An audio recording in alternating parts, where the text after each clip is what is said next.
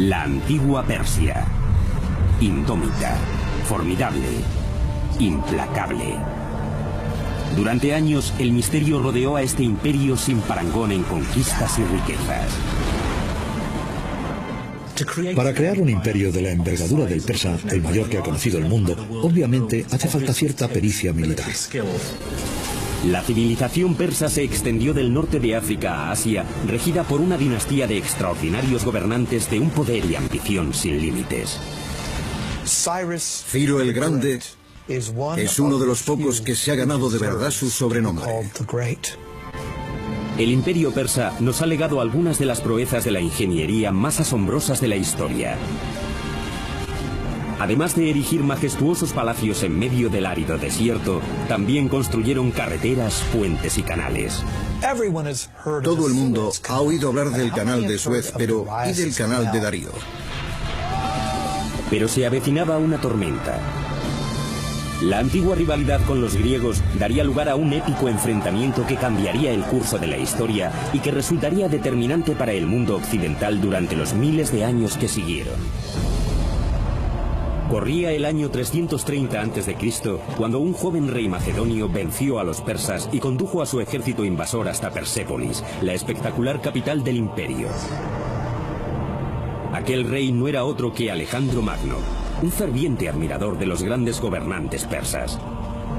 A la caída de la tarde, la celebración de la victoria griega degeneró en una algarada de borrachos. Con el alba, Persépolis, la joya del imperio persa, veía cómo los palacios que le habían dado fama en todo el mundo conocido ardían hasta los cimientos. 2500 años después de aquello, estas inmensas torres se yerguen como testamento de las imponentes alturas que llegó a alcanzar este imperio, ahora olvidado. Para mí, Persia es sinónimo de lujo, delicados tapices y bellas alfombras. Bueno, y de Otis, mi gato persa. Pero también pienso en el legendario rey Ciro el Grande, cuya extremada tolerancia religiosa y cultural le llevó a liberar a los judíos de Babilonia para que volvieran a Israel. Hola, soy Peter Weller, bienvenidos al Imperio Persa. Alrededor de 4000 años antes de Cristo, dos tribus nómadas se empezaron a asentar en una fértil pero abrasadora meseta iraní. Al norte estaban los medos y al sur los persas. Debido al carácter nómada de estas tribus, se interesaron más por la supervivencia que por la conquista. Al abandonar sus costumbres trashumantes, tuvieron que aprender a cultivar esta rica meseta de Irán, pero para ello necesitaban una fuente de agua. Los primeros persas podrían haber sido pasto de la historia de no haber descubierto una fuente de agua, y algo igual de importante, un medio para canalizarla hasta sus cultivos y asentamientos. Lo asombroso de este logro de la ingeniería es que no encontraron ese agua ni en ríos, ni en lagos, ni en el océano, sino en el sitio más improbable, en las rocas. Persia se levantó de la nada. Era un terreno muy escarpado y hostil que exigía inventiva y determinación. Hace 3000 años, los antiguos persas nómadas deambulaban por las adustas planicies iraníes. Para buscar agua había que cubrir largas distancias. Fueron los magi, los hechiceros de las tribus, mitad ingenieros, mitad geólogos, quienes idearon la manera de llevar el agua a los pueblos. Sin más utensilios que unos cinceles, estos hechiceros pusieron los pilares del imperio persa. Y lo hicieron mediante un revolucionario sistema de canales subterráneos de irrigación llamados kanats. Su funcionamiento se servía de la gravedad para aprovechar la topografía natural del terreno que describía una pendiente continuada hasta la cordillera de Al-Borz, en dirección al Golfo Pérsico. Desde la superficie se introducían ejes verticales a partir de los cuales se excavaban túneles horizontales de poca longitud. Alrededor de 1 kilómetro colina arriba se volvía a construir otro eje y así el canal iba avanzando. Podía estar a 20, 30 o 40 kilómetros de distancia, así que requería mucha pericia dar con el lugar de la pendiente en el que el canal conectaba con el acuífero, o incluso las filtraciones del agua subterránea en lo alto de la montaña. El ángulo de las colinas era esencial. Una unidad en vertical por cada 100 unidades en horizontal. No podía ser muy empinada porque la base del canal se erosionaría. Pero claro, tampoco tan horizontal como para que el agua no llegara a su destino. 2000 años antes de los legendarios acueductos romanos, los persas ya canalizaban enormes cantidades de agua a grandes distancias en condiciones de gran sequedad sin apenas pérdidas por escapes o por la evaporación. El agua significaba comida, pero la tecnología para localizar agua y trasladarla era como una zanahoria que los persas les habían puesto delante a sus vecinos. En el año 700 a.C., todas las tribus se guiaban por una figura legendaria llamada Aquemenes, el fundador de una gloriosa dinastía, una dinastía que prosperó gracias a un hombre al que me hubiera gustado conocer, Ciro el Grande. Ciro creó y custodió un imperio gracias indudablemente a su astucia militar, pero también era un genio de la política, un gobernante eficiente y benévolo. Los historiadores le consideran un humanista, los judíos un Moshiach, y su propio pueblo le llamaba padre. Incluso los jónicos a los que conquistó le tenían por un legislador justo y un digno mandatario. Ciro el Grande llegó al poder en el año 559 a.C. Era el principio de la dinastía aqueménida. Su reinado cambiaría para siempre el curso de la historia y redefiniría la arquitectura como tal. Si uno piensa en los personajes de la historia que más han influido en nuestro mundo, Ciro el Grande es uno de los pocos que merece entrar en esa categoría. Es uno de los pocos que merece ser llamado el Grande. El imperio que Ciro regía fue el mayor que habían contemplado los antiguos. Puede que el mayor de toda la historia.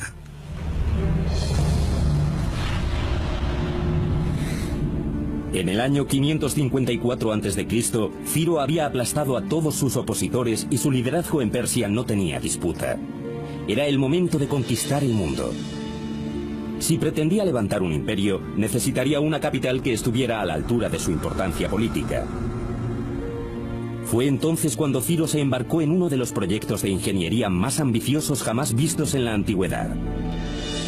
La primera capital del imperio persa, Pasargadas, en la moderna Irán. Ciro fue un constructor muy innovador. No se conformaba con cualquier cosa. Uno podría decir que sus proyectos arquitectónicos reflejaban de alguna manera las tecnologías que iba encontrando a lo largo de sus varias conquistas. Como los romanos, los persas solían tomar cosas prestadas.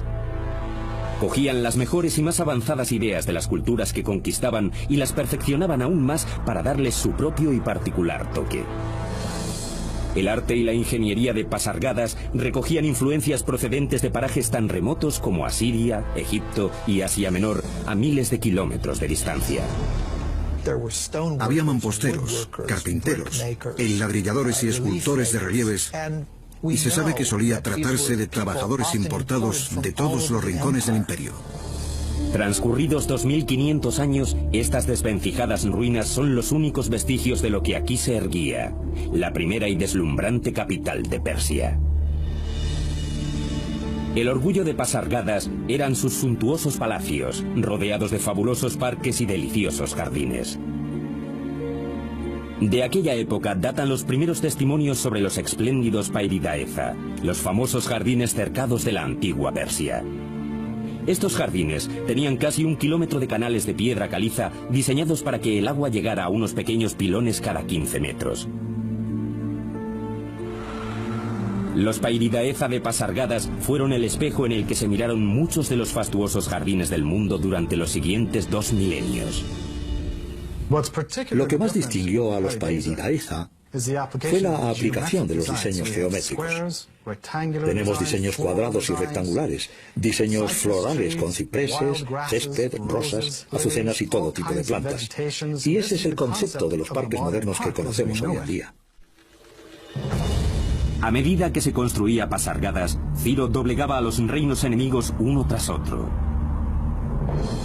Pero su gobierno no se basaba en esclavizar a sus nuevos súbditos, algo totalmente revolucionario en el mundo antiguo. Supo reconocer la importancia de cada religión y de cada creencia y permitió su supervivencia. En el 539 Ciro conquistó Babilonia, pero no se presentó como un conquistador, sino como un liberador que venía a rescatar al pueblo de su despótico líder. E hizo algo sin precedentes. Liberó a los judíos que habían estado en cautividad en Babilonia desde que Nabucodonosor hubiera destruido Jerusalén y sus templos. Ciro los liberó.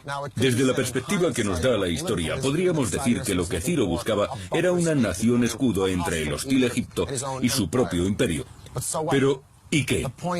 Lo que importa es que nadie había hecho algo así. Y casi nadie lo ha hecho después.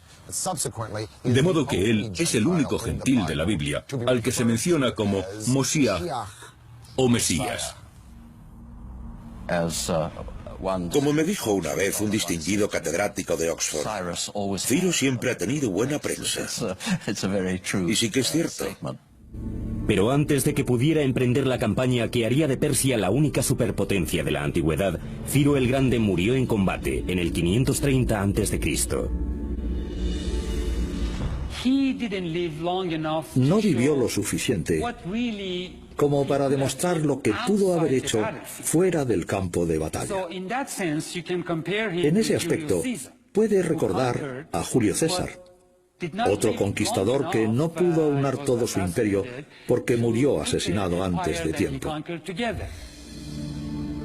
A la muerte de Ciro, el imperio persa tenía 3 capitales: Babilonia, Susa y Ecbatana. Pero él prefirió ser enterrado en la ciudad que creó, Pasargadas, en una tumba que reflejaba al hombre que la construyó.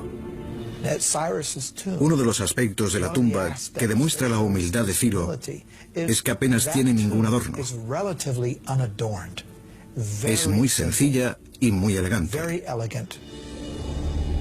Los arquitectos de Ciro proyectaron la tumba a base de sencillas y pesadas losas rectangulares, para cuya colocación tuvieron que recurrir a rampas, poleas y abrazaderas hasta darle a la tumba sus casi 11 metros de altura.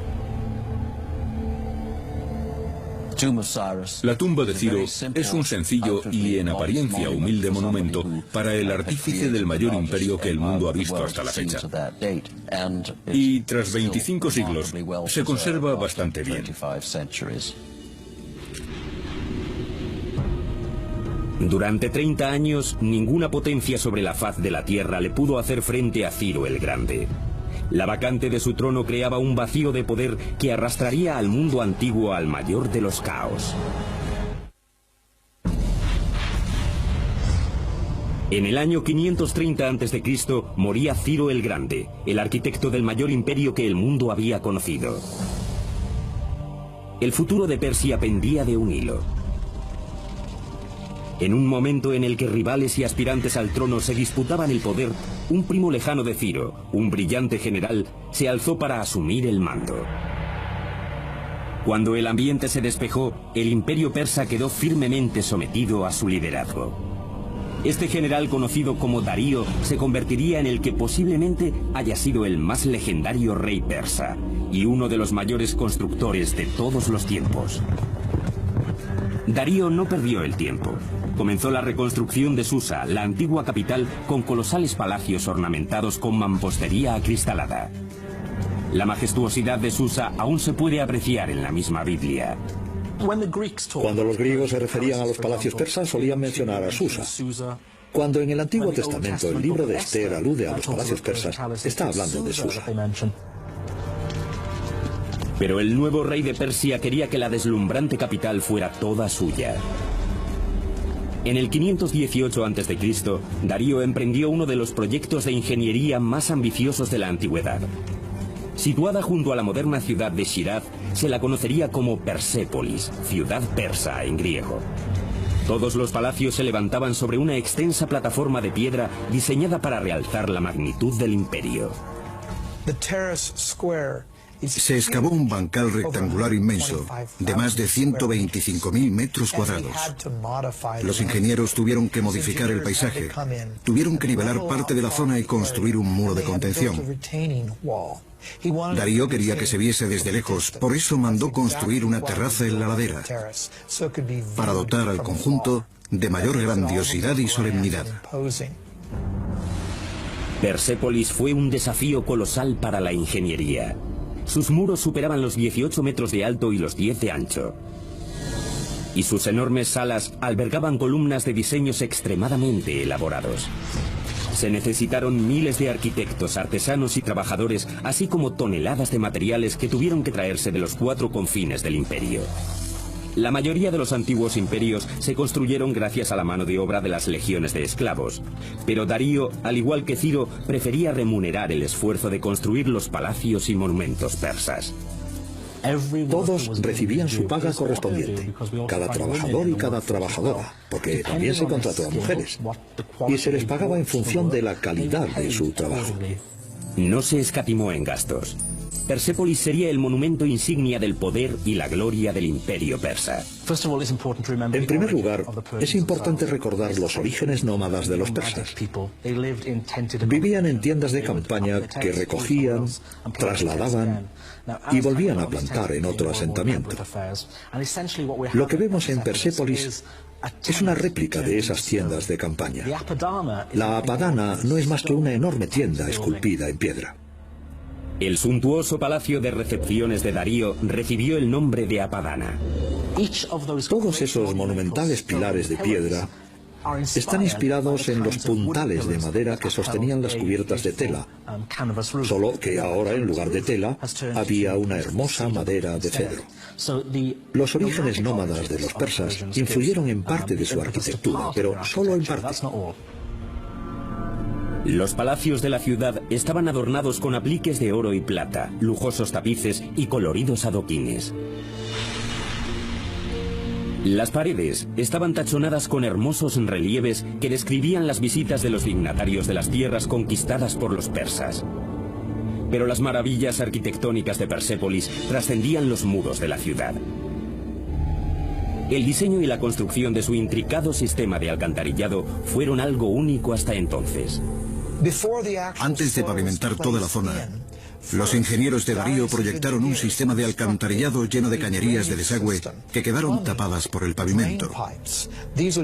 El agua también se traía por el sistema de canats, pero para el desagüe se utilizaron esas cañerías que se encargaban de los vertidos.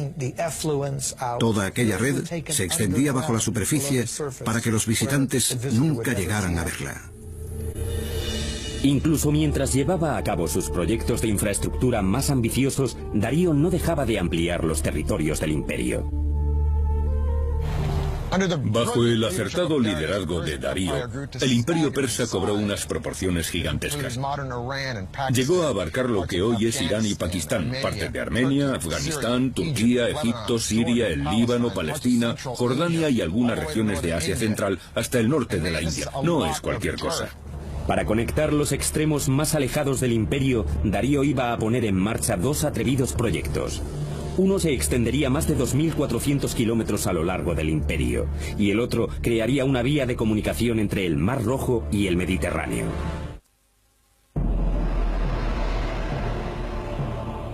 Bajo el gobierno de Darío el Grande, el imperio persa creció hasta límites inimaginables. Ahora buscaba consolidar sus territorios y conectar los extremos de su colosal reino. En el año 515 a.C., Darío ordenó a sus ingenieros construir una gigantesca carretera de piedra que surcara todo el imperio, desde África a la India. Esta vía, que se extendería a lo largo de más de 2.400 kilómetros, recibió el nombre de Camino Real. Supuso todo un logro de la ingeniería porque tenía que atravesar montañas, bosques y desiertos. Lo que se hizo fue apelmazar y endurecer la tierra. No tenían asfalto, pero sí que sabían laminar la gravilla y los pequeños guijarros. Las carreteras de piedra son esenciales en los terrenos en los que el nivel freático puede ser alto. Para que el barro no impida el avance a pie o a caballo, hay que elevar el nivel del suelo. Eso significa extender primero algún tipo de superficie que o bien absorba las aguas subterráneas o impida que esas aguas desplacen la carretera. El camino real estaba jalonado por 111 posadas y estaciones de descanso ubicadas cada 29 kilómetros en las que los viajeros podían comer, dormir y cambiar de montura. Para garantizar la seguridad había vigilantes apostados a lo largo de todo el recorrido. Ahora voy a hablar con mi amigo el Dr. Joy Lewillington de la Universidad de Edimburgo. Profesor, tengo curiosidad, ¿de verdad era seguro? En lo sustancial sí. Creo que Darío consiguió algo increíble. Desde donde estamos, desde Turquía, podemos tomar una ruta directa hasta el centro de Irán. ¿Cuánto se tardaba? Pues si iban a caballo de refugio en refugio, cambiando de montura cada 25 kilómetros, calculo que podrían llegar en cuestión de 6 o 7 días. ¿6 o 7 días? ¿Y llevaban el correo por esta carretera? Por supuesto, y también era una ruta comercial. Ya te puedes imaginar el tremendo adelanto que supuso porque acortaba mucho territorio. No era un simple camino, atravesaba ríos como por ejemplo el Tigris y... En barco. En barco. Hay tramos que serpentean montañas y otros que bordean ríos, terrenos de todo tipo. Aunque no había sistemas de drenaje, no era tan avanzado como las calzadas romanas de épocas posteriores. Así que no tenían alcantarillas. No, nada de eso. Tendrían unos 6 metros de ancho y una base de gravilla, lo que favorecía el tránsito de los caballos y los carruajes. La idea era cubrir la distancia en el menor tiempo posible. Lloyd, ha sido un placer hablar contigo. Gracias por iluminarnos con tus conocimientos. Sin embargo, a Darío todavía le quedaba tierra por conquistar. Había una región que escapaba a su control, las vastas extensiones del norte de África, y estaba decidido a abrirse camino hacia ellas. Encargó a sus arquitectos proyectar un enorme canal que uniera el Mediterráneo y el Mar Rojo. Todo el mundo ha oído hablar del canal de Suez, pero ¿y del canal de Darío? Lo que él hizo fue construir un canal de este a oeste de 210 kilómetros de longitud. Con los conocimientos hidrológicos de la época, los ingenieros de Darío utilizaron herramientas de bronce y hierro con las que primero excavaron el canal y luego apartaron la arena y levantaron paredes de piedra para facilitar la navegación. Incluso con una ingente mano de obra de canteros y constructores egipcios, se tardaron 7 años en construir la canalización de más de 210 kilómetros. Algunos tramos del canal situados entre el Nilo y el Mar Rojo no eran propiamente un canal, sino un camino de piedra sobre el que se tenían que arrastrar los barcos hasta llegar a otro tramo de mayor profundidad, donde pudieran volver a ponerse a flote. Darío decía: yo, Darío, rey de reyes, conquistador de Egipto, construí este canal. Creó una ruta comercial entre el Mar Rojo y el Nilo. Según sus palabras, los barcos tenían que atravesar mi canal. En el año 500 a.C., Persia era sin duda el mayor imperio que el mundo había contemplado, superando en envergadura y riquezas al mismísimo imperio romano en todo su apogeo 4 siglos más tarde. Persia era invencible, y sus ansias de conquista comenzaban a hacer temblar a una potencia emergente al otro lado del Mediterráneo, las ciudades-estado de Grecia. Vamos a ponernos en situación.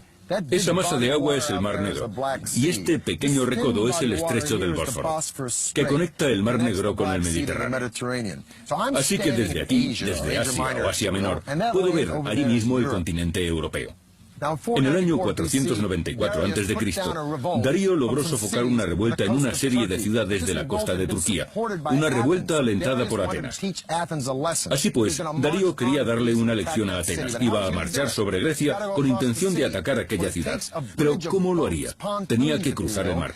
Así que levantó un pontón, un puente de barcos, y los alineó de extremo a extremo. Según Heródoto, formó un ejército de 70.000 hombres a lo ancho del mar para atacar Grecia. Impresionante. Los ingenieros persas lograron unir ambos lados del Bósforo hundiendo barcos de extremo a extremo para asegurar unos cimientos. A continuación construyeron un camino por encima que conectaba Asia con Europa. Probablemente se tratara de un entramado de tablones bajo el cual se extendió arena prensada, quizá para mantener seca la madera y reforzar la estabilidad del camino. Para impedir que las embarcaciones se tambaleasen, tuvieron que usar un sistema de anclaje de un peso determinado, pues si era excesivo, los barcos podrían inclinarse demasiado y sufrir daños. El que los tablones se mantuvieran intactos, a pesar no solo del peso de todo el ejército que los cruzaba, sino también del oleaje del Bósforo, fue toda una maravilla de la ingeniería anterior a los ordenadores. A finales de agosto del 490 a.C., Darío ya estaba en suelo griego y se había hecho con Macedonia. Su siguiente paso sería vérselas con el general griego Temístocles y con el ejército conjunto de Atenas y Corintio en la famosa batalla de Maratón. Los efectivos del formidable ejército persa rondaban los 60, 140 o 250.000, depende de las fuentes históricas. Superaban a los griegos en 10-1. Su único recurso era mandar refuerzos y encargaron al legendario corredor Filipides para que pusiera rumbo a Esparta. Filipides cubrió una distancia de 225 kilómetros en 2 días y dio nombre a la famosa prueba de la maratón. Los dos ejércitos se vieron las caras en una vasta y abierta meseta. Si se enfrentaban frontalmente, el gigantesco destacamento persa haría trizas a los griegos, mucho menos numerosos. Fue el comienzo de las guerras médicas. Un reducido pelotón griego atacó a los persas de frente. No tenían nada que hacer. Pero el resto de las fuerzas griegas se desplegaron en 2 frentes y atacaron a los persas por los flancos. Inmersos en una sangrienta matanza, los persas sufrieron cuantiosas pérdidas y acabaron retirándose. Para los griegos fue una gran victoria. Para los persas, un mero tropiezo en su camino hacia la dominación del mundo. Darío decidió regresar a casa y centró su atención en reforzar las defensas de la capital, Persépolis. Nunca llegaría hasta ella. En el año 485 a.C., Darío fallecía cuando se proponía sofocar una rebelión en Egipto. Dejó atrás un imperio que redefinió las nociones mismas del poder y la gloria. Además, impidió que se repitiera el caos que siguió a la muerte de Ciro, nombrando sucesor a su propio hijo, Jerjes. Con precedentes como Ciro el innovador y Darío el expansionista, Jerjes no lo tenía nada fácil. Sin embargo, llevaba toda su vida esperando subir al trono. Entre sus primeras hazañas, sofocó una rebelión en Babilonia y otra en Egipto. Y después fue a por Grecia. Los griegos se le habían atragantado. Algunos historiadores dicen que Jerjes quería lanzar un ataque preventivo. Otros opinan que solo estaba terminando lo que comenzó su padre. Sea como fuere, desde su victoria en Maratón, a los griegos ya no les intimidaban ni les impresionaban los persas. Así que Jerjes se alió con la marina cartaginesa en el extremo del actual Túnez y se propuso batir a los griegos por mar.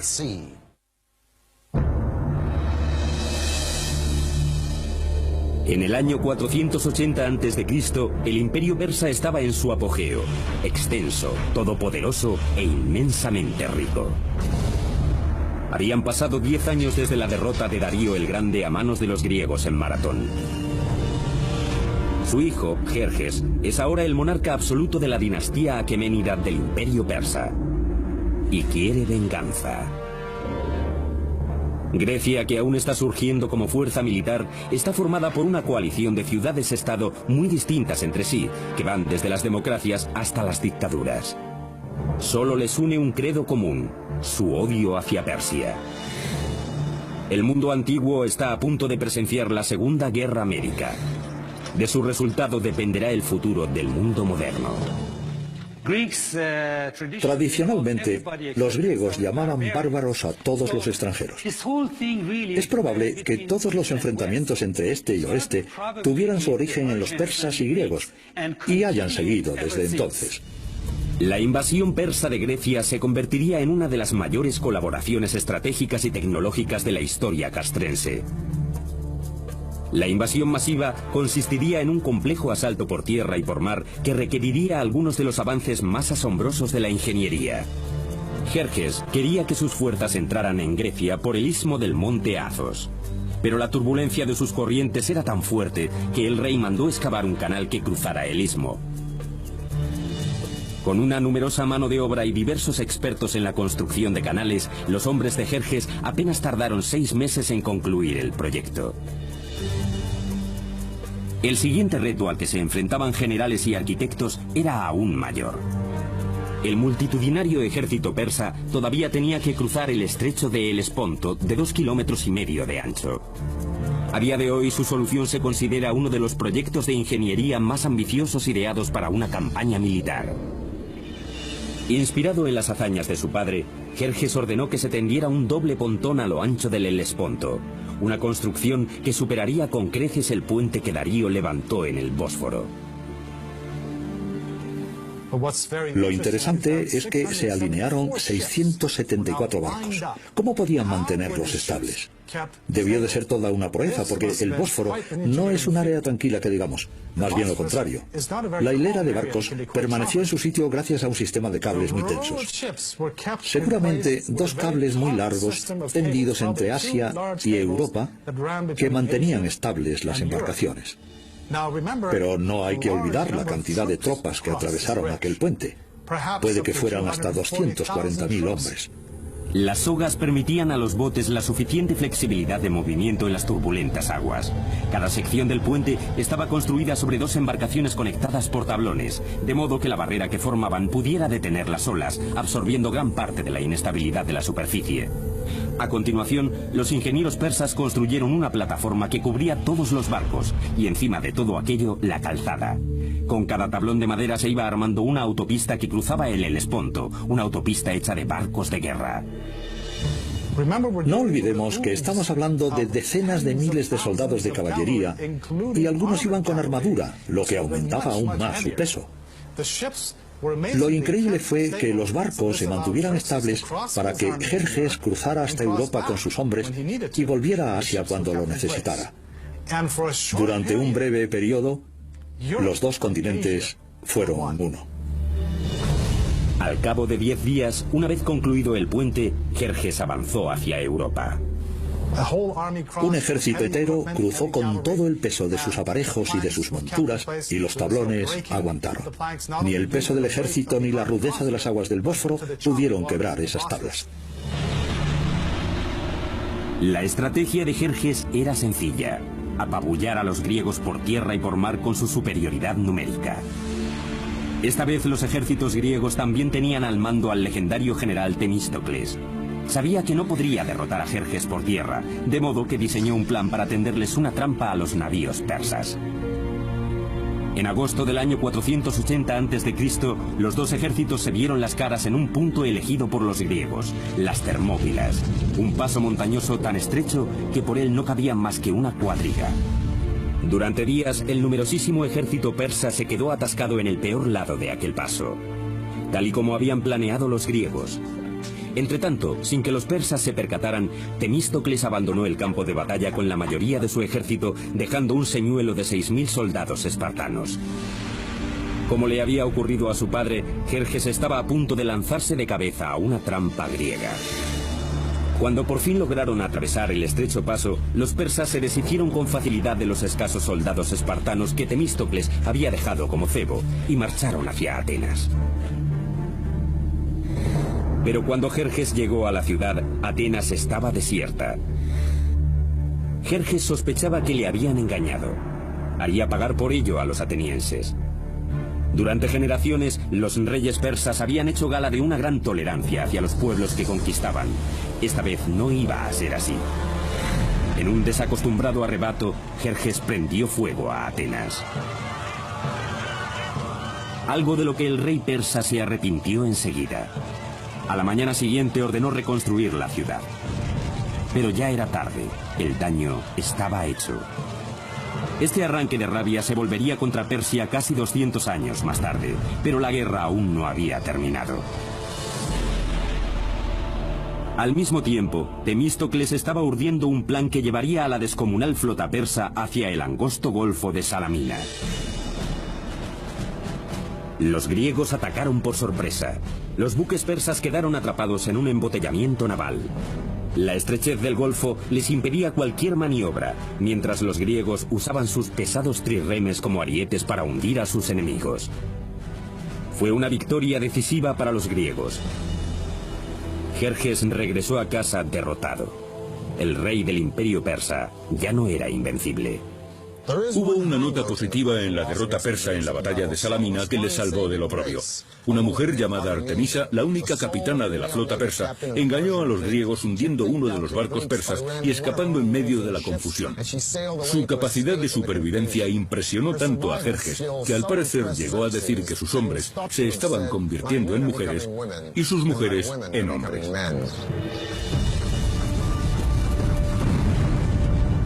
Las guerras médicas llevaron a Atenas a su época dorada, pero hicieron vulnerable al poderoso imperio.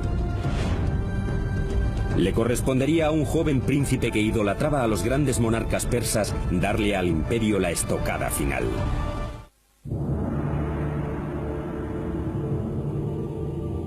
En el año 480 a.C., tras la derrota a manos de los griegos en la batalla naval de las Termópilas, el aura de invencibilidad que rodeaba al imperio había desaparecido. Pero los persas aún tenían por delante días de gloria. En el año 465 a.C. moría el rey Jerjes I. Jerjes legó el imperio a su hijo Artajerjes, quien se impuso la misión de devolver a Persia a su época dorada. Para empezar, se propuso retomar un proyecto iniciado por su abuelo Darío. 4 décadas después de la primera piedra, Persépolis, la majestuosa capital, aún estaba a medio construir. Así pues, Artajerjes supervisaría uno de los últimos superproyectos del imperio persa.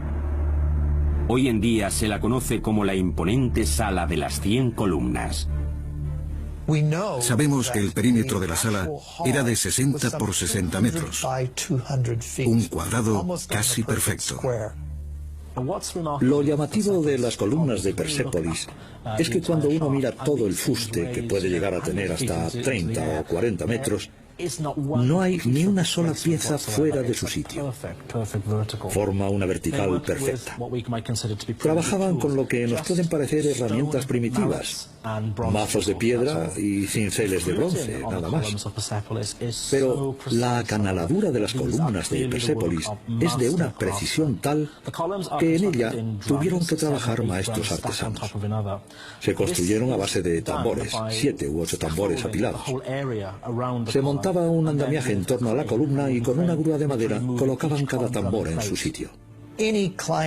Cualquier rey o gobernador de visita, o cualquiera que entrara en aquella sala, se quedaría impresionado ante la vastedad del bosque de columnas que se extendían casi hasta donde alcanzaba la vista. Una proeza increíble. En todo el imperio, los persas seguían produciendo algunos de los hitos arquitectónicos más extraordinarios de la antigüedad. En el año 353 a.C., la esposa de un gobernador local comenzó a trabajar en una fastuosa tumba para su marido moribundo.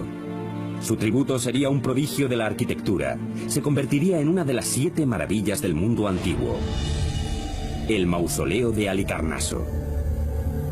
Este monumento de mármol superaría los 40 metros de altura y albergaría un fabuloso patio en su interior. El techo rectangular formaba una pirámide escalonada, una suerte de escalera hacia el cielo. Más de 2500 años después, la tumba del presidente estadounidense Ulysses S. Grant en la ciudad de Nueva York se inspiraría en el diseño del mausoleo de Halicarnaso. En el siglo IV a.C., la arquitectura persa seguía siendo la más refinada del mundo. Sin embargo, bajo las imponentes columnas y los suntuosos palacios, los mismos cimientos del imperio se estaban viniendo abajo. Y sus enemigos estaban al acecho.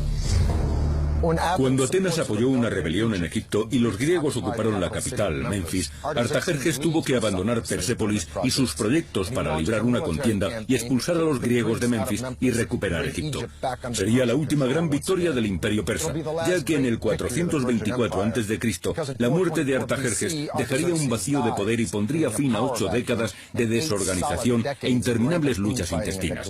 Mientras el imperio persa estaba inmerso en conflictos internos y escándalos de corrupción, un joven príncipe macedonio estudiaba a Heródoto y leía los relatos sobre el legendario héroe persa Ciro el Grande. Este príncipe macedonio también sería un conquistador. Se llamaba Alejandro. En el 336 a.C., un pariente lejano de Artajerjes subió al poder bajo un nombre propio de reyes, Darío III. Pasaría a la historia como el rey que perdió un imperio. Durante los siguientes 4 años, Alejandro y Darío III se verían las caras en una serie de feroces batallas en las que el ejército de Darío iría retrasando posiciones hasta sus dominios. En el año 330, Alejandro estaba a las puertas de la joya del imperio persa, Persépolis. Alejandro adoptó la filosofía de los persas en cuanto a los pueblos derrotados. Sus hombres tenían prohibido el pillaje y el saqueo en tierras conquistadas, pero ¿cómo domar a tantos soldados tras una victoria sobre el mayor imperio del planeta? Quizá los soldados se impacientaron o tenían ganas de venganza, o puede que se acordaran de las historias del incendio de Atenas a manos de los persas. El caso es que en Persépolis se desahogaron. Las desmedidas celebraciones tras la victoria degeneraron en el pillaje de los tesoros y en uno de los incendios provocados más lamentables de la historia. Persépolis estalló en llamas. Alejandro no era de los que arrasaban con todo. Lo más seguro es que Persépolis acabara incendiada como un gesto simbólico, no como un gesto destructivo. Debía de haber ropajes maravillosos y muchas telas por todas partes, y el fuego pudo haberse prendido tanto por accidente como a propósito. Pero si de verdad quería parecerse a los reyes aquénidos, lo último que debería haber hecho es destruir Persépolis. Pero en esa época no había bomberos, y una vez que las llamas se prendieron, el incendio fue horrible, dejó su rastro en toda la ciudad. Darío III, que había escapado a ese ataque, fue finalmente asesinado en el verano del año 330 por sus propios aliados. El último de los reyes aqueménidos había muerto. Alejandro le proporcionó a Darío un majestuoso funeral. Más tarde incluso se casaría con su hija y se presentaría a sí mismo como uno de los reyes persas, dándole su capítulo final a la historia de un imperio que se había extendido por 3 continentes durante más de 2700 años.